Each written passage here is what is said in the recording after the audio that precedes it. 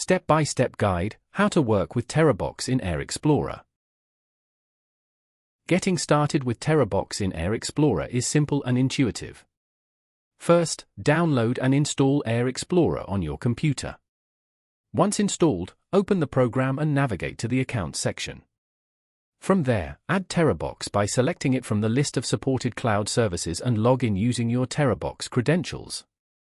After connecting your account, you can begin managing your files directly within Air Explorer.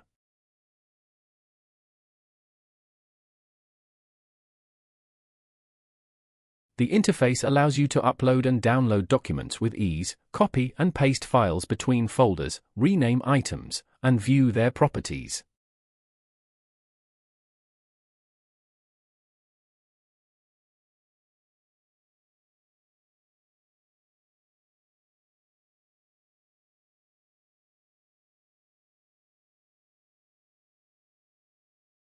You can also generate share links straight from the application, making collaboration faster and more convenient.